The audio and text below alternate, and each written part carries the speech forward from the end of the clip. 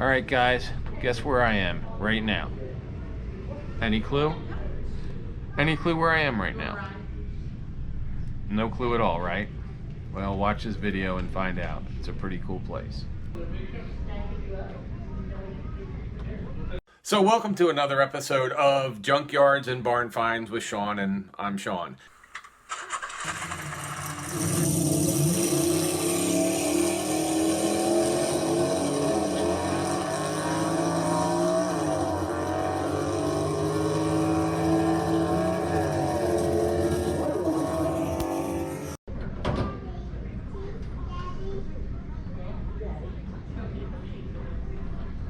So you'll never guess where I'm at.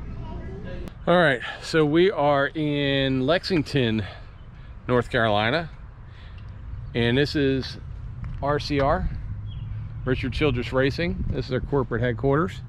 There's their flags. It's a Saturday. There doesn't seem to be a whole lot of people here. I'm hoping they're open because I'd like to go in and check out the Dale Earnhardt stuff. So hopefully they are open. Let's check it out.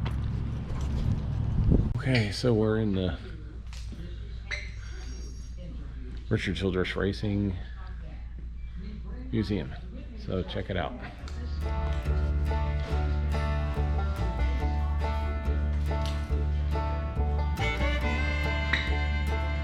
Let's see.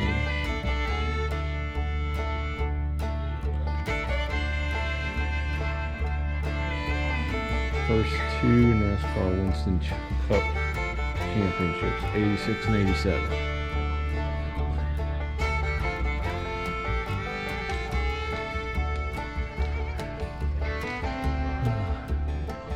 So when you first walk in, you go right into the gift shop. And now we're going to go in to check out some of the museum.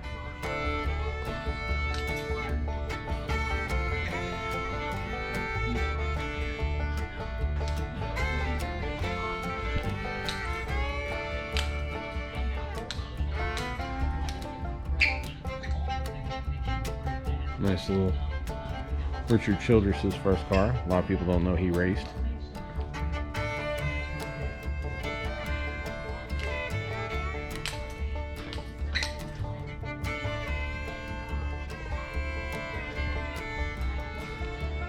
And this is a Laguna, which the fiberglass nose pieces were made for the cars, and then you could also buy them with that on there. So nowadays they put decals on to make it look like lights and stuff because they're all plastic shell cars. But back in the day, when they weren't plastic shell cars, they actually just removed the lights and didn't worry about people putting fake lights on them. Now if you look at the inside of this car here, this looks nothing like a race car that you see now. So yesterday when we were over at JR Racing, or when we were over at the other racing headquarters, when you saw their cars there, like they said, they're just a plastic shell. Underneath they're all the same. But here, I mean, you could tell it used to have doors. They weld stuff together.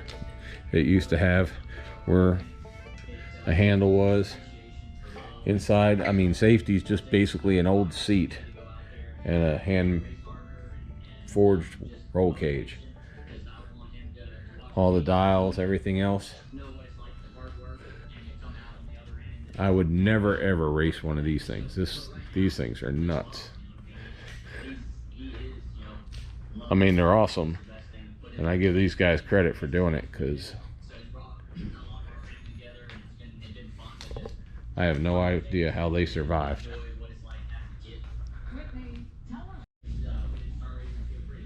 And we're going to take a quick tour. So you get to go in here, get to see the museum.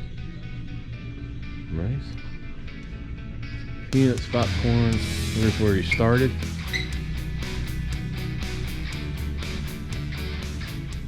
So he grew up in Winston-Salem. Well, couple Dale Earnhardt cars are in here.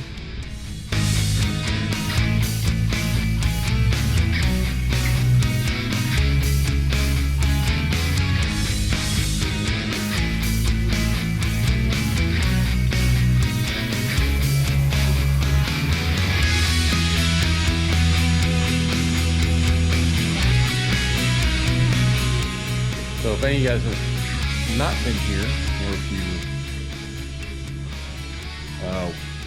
wish you could have been here, this is actually the original racing office and stuff. So here you've got the teardown room, you've got the engine building room here.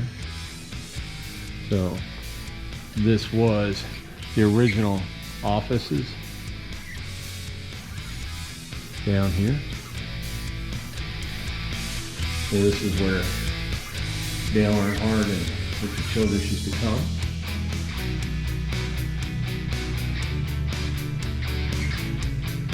And that is the office. It's got desks, it's got a couple animal heads and stuff in it, little table. And there's Dale Earnhardt's original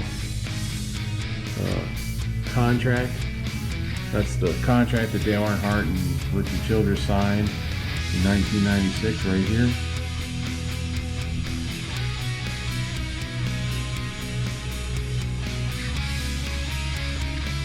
So it's a really, really interesting place.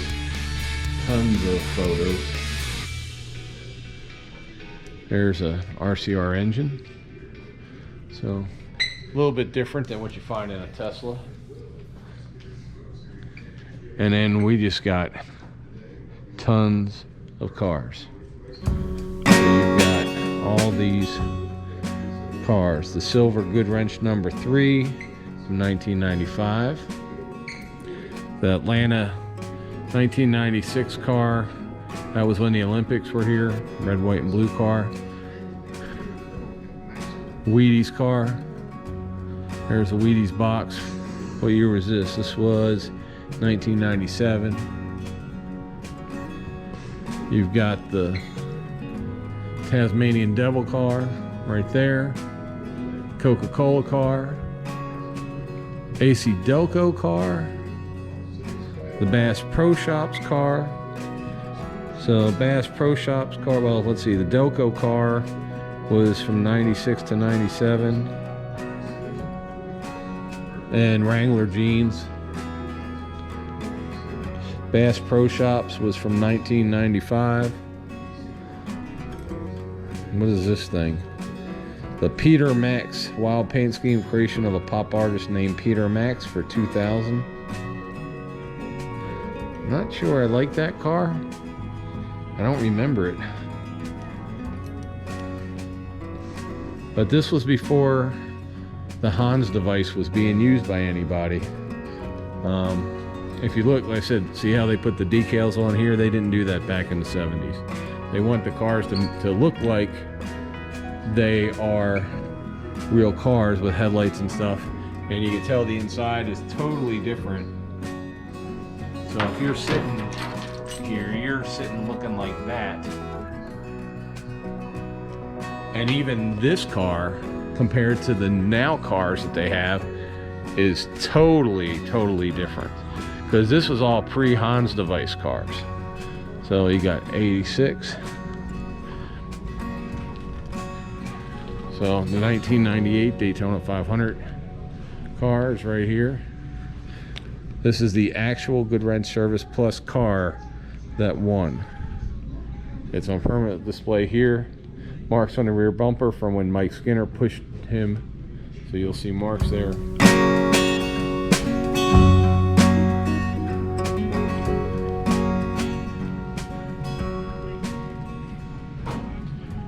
So what they do when you win the Daytona 500,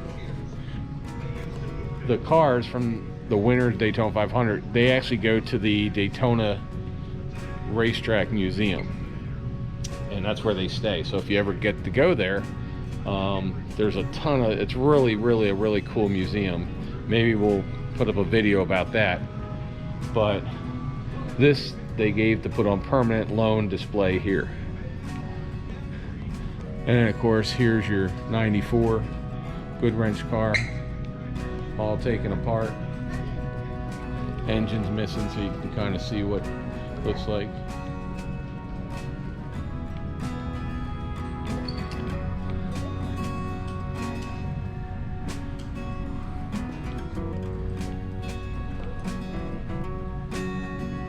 So you can just see how the cars, the chassis, they changed, the body's changed. If you compare this to the car that was out there, Childress's car, that I think it was a 1974 race car, that's a whole different animal. These things are like one-piece bodies, but except for the hood. They got the lights painted on them because they wanted to make it look like cars, but the reality is they're a shell over a rolling chassis. Daytona blowout tire in 1990. This is the tire that blew up. There's what the inside of the gears look like. Here's the inside of a transmission.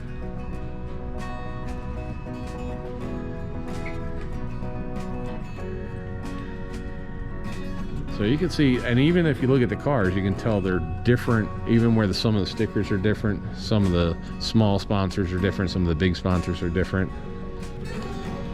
So this is a really, really cool museum to come to. See all the orange on that one. Don't know why that's a Talladega car.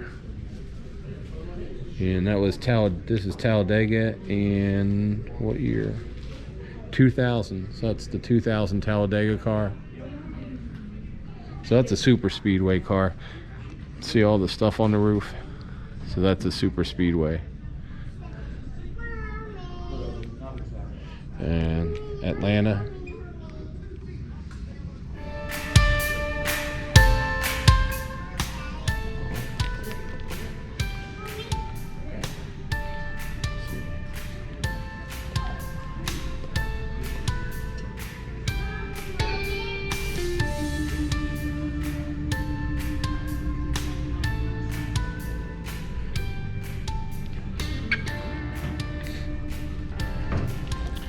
So here you can get, doors don't open on the real race cars, but here if you take a picture, this is all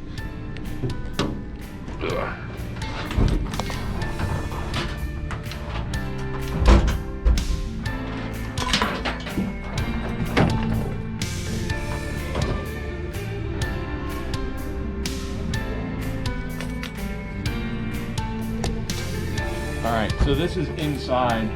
This is inside a race car that they put on the floor, and it's pretty cool. It shows you what it feels like to sit in one.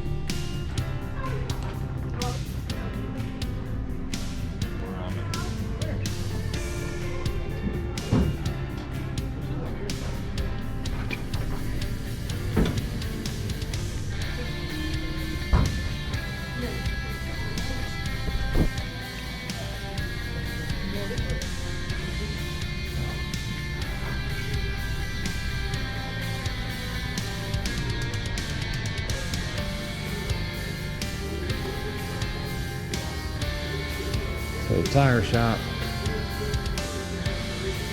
there's one of the old, was it 86, I want to say 86, 85, maybe 84, 1984 Monte Carlos, because it doesn't, it's a notchback, it didn't have the back window in it all the way or anything.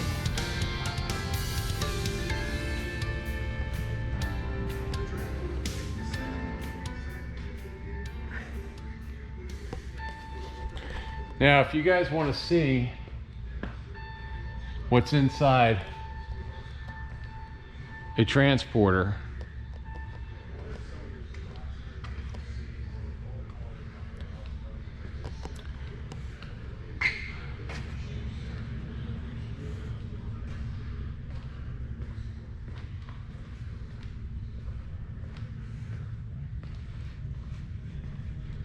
here you go. So this is a Peterbilt cab with an extra long sleeper for the driver. And then this is a generator air conditioning unit.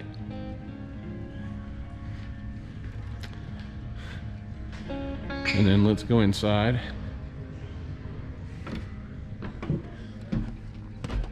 So you could go up here. See if it's open. And there's a long couch in there, table, a little kitchenette, desk, computer, some storage areas at the top, mirrors in there. So that would be like a lounge area that you can't ride in these things. You're not allowed to ride. I don't care what they did on in that movie. You can't ride in these, but that's an air-conditioned lounge for everybody who's working on it while they're there, just like a big RV.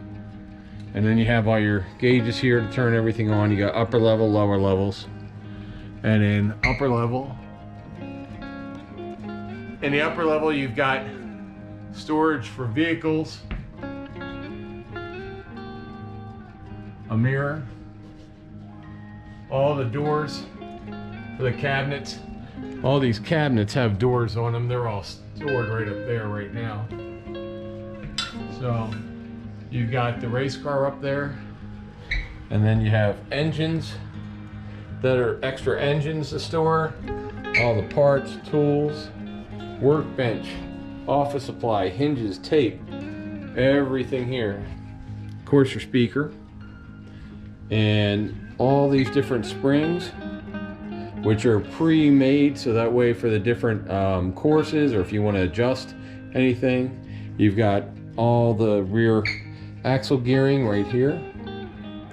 So for transmission work, you've got computer for shocks and springs there. Timing and scoring monitors right here. So you've got welding equipment, all that kind of stuff. You've got all the radios for racing for the whole team here. You've got your disposable stuff, you know, all the stuff you're going to use, engine degreaser and everything. This is your satellite stuff. Of course, you have a fridge right here with your food and meals and stuff. Your board, and then clothing, jackets for crew, pit crew, and microwave oven, food, all this stuff. And as you can see, a lot of this stuff was probably put away when Dale died, and they haven't really changed it since. So you can see even the food that's here, a lot of this food is in old packaging, just because that's the way it was back then. So, and then out the back you have this ramp, which is also comes down to be the back door of the hauler, and you can see how tall it is.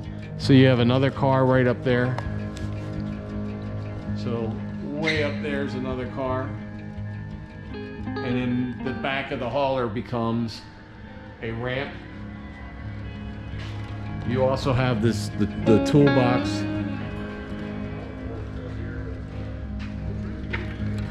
And here is just a wall of tiles signed by all kinds of people. They're from fans who would write on the walls when they would come and visit. And there's just, I don't even know how many there are, but everybody used to write on the walls and leave messages. So here is chassis number 5 for the Monte Carlo. There's some wind tunnel testing. Again, here's the back of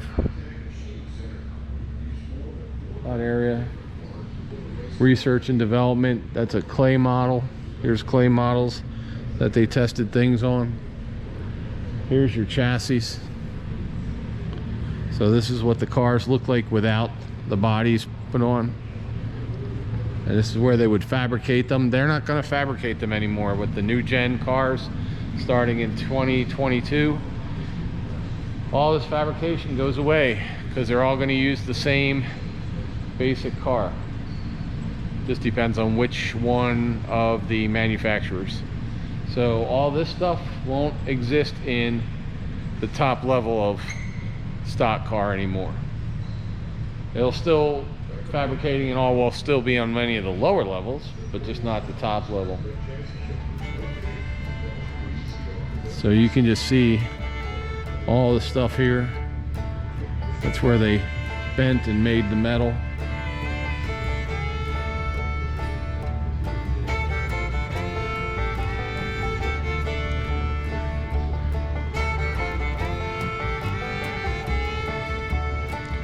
And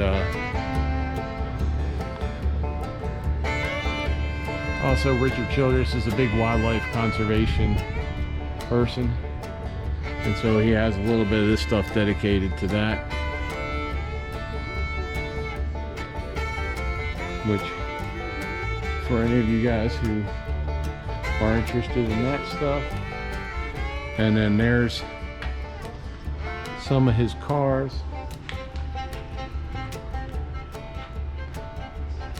I think this is closed. Yeah.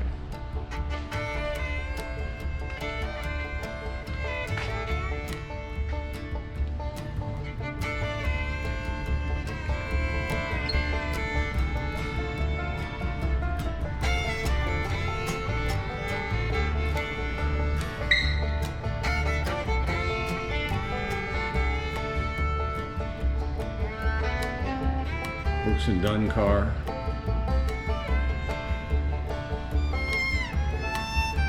So for you Brooks and Dunn fans, that's a Brooks and Dunn car for Kix Brooks. And there's a saddle. Some of his guitars. Guess that part is closed off today.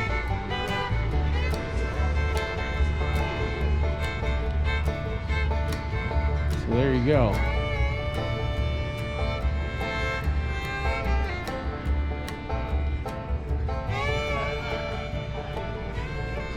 And just die cast of all the different cars that they raced, including, I don't know if you guys remember the IROC series. They started with the IROC Camaros. That's where the IROC Camaro is, International Race of Champions.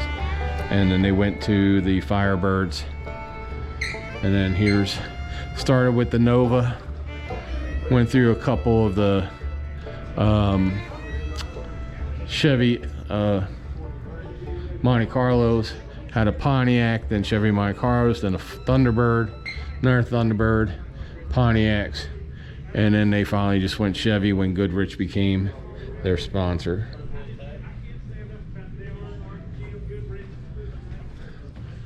So there you go, guys. 22 minutes worth of touring. So there you go. It's a pretty neat little tour. If you like this thing, please subscribe and please click one like, all that stuff. What is this? I'm gonna get me a piece of Goodyear. Yep, I'm gonna buy me this piece for $30.